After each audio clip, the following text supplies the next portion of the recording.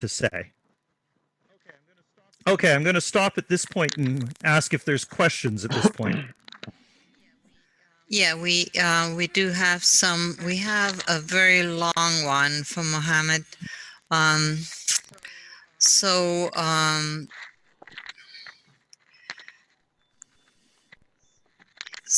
it might be Mohammed. Would you be comfortable to actually ask your question? Because it's over 1 page in here, so it might be easier just to do that. I don't hear him. So let me just ask the last. It says like, can a standard organization ask or make laboratories force to provide statement of conformity without decision rule and also without result risk assessment? Isn't that the opposite of the standard terms? It says clause 786 says that when a statement of conformity to specification is provided,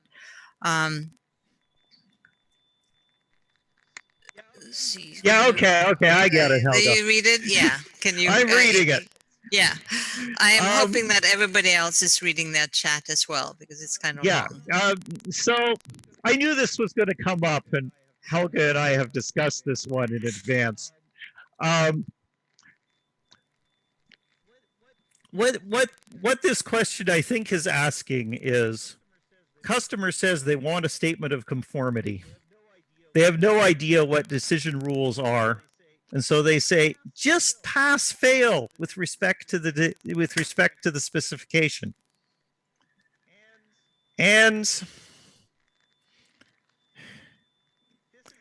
this is very common. Labs say this to me all the time. And so what this would mean was that you would have simple acceptance, but potentially no limit or no limits to what the uncertainty might be. And I'll say right off the top, there is no consensus among accreditation bodies at the moment as to whether to allow a simple acceptance without any limits to the components of uncertainty or to the overall uncertainty. Some accreditation bodies are allowing that. Some accreditation bodies are writing additional policy to say that you can't do that.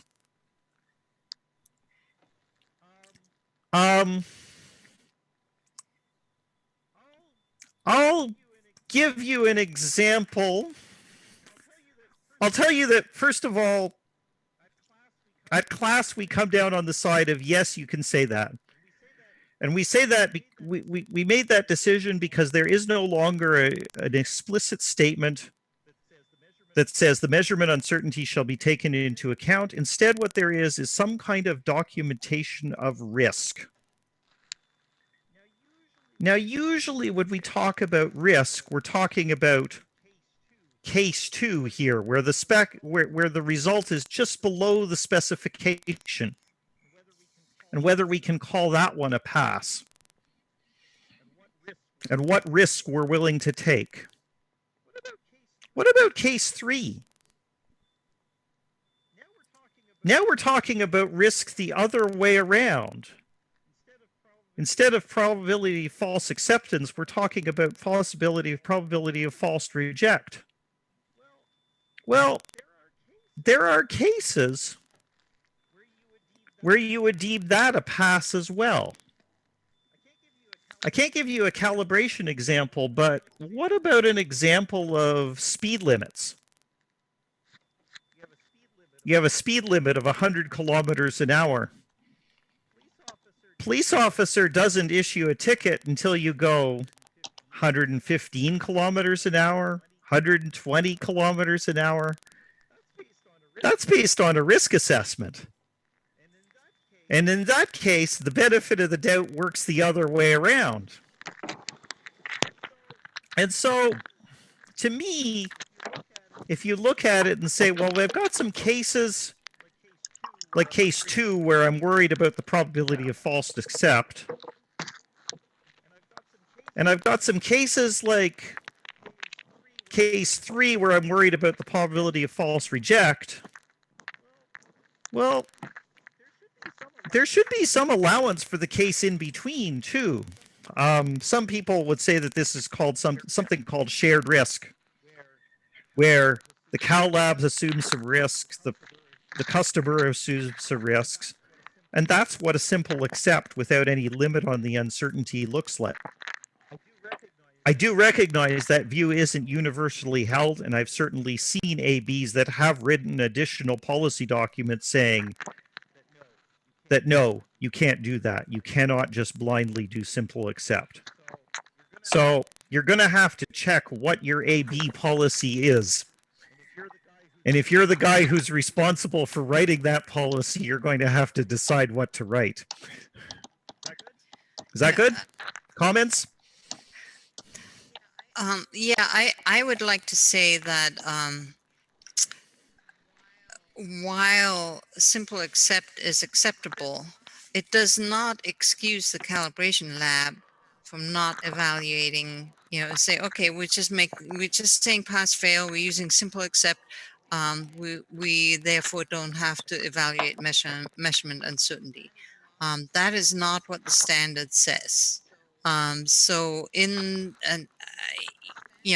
standard still requires a laboratory to evaluate measurement uncertainty. You may not report it, if the customer doesn't want it or you have an agreement with the customer.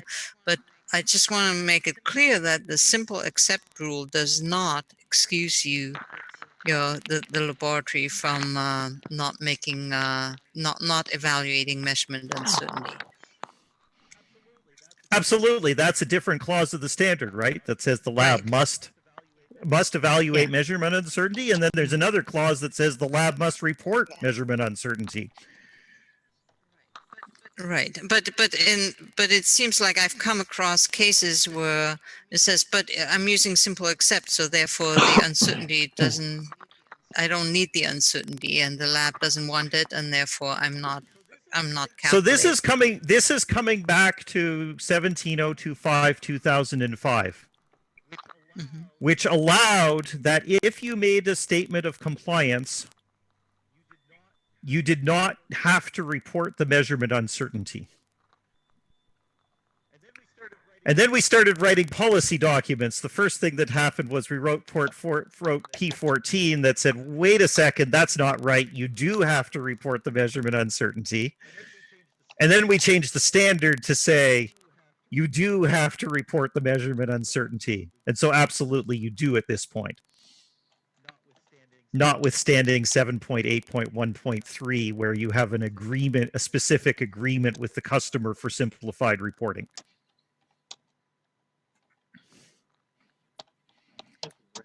This is Randy from ANAB.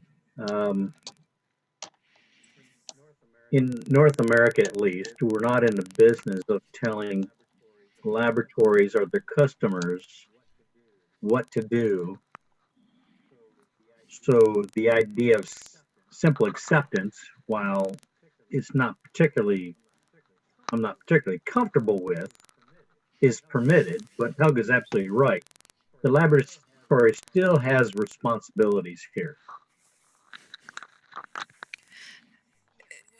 Yeah, what I kind of want to make clear is that you may not have to report measurement uncertainty, but under 2017 version of the standard, the calibration lab must evaluate measurement uncertainty 7.6.1. There's no way around it. So you even if the lab doesn't report it, even if they do simple acceptance, you need to be able to ask for, what was the measurement uncertainty for this calibration. So there is no way around that. No, absolutely yes. Let's see, we have a bunch of questions, and I think we probably need to wrap this up, right? Yep. So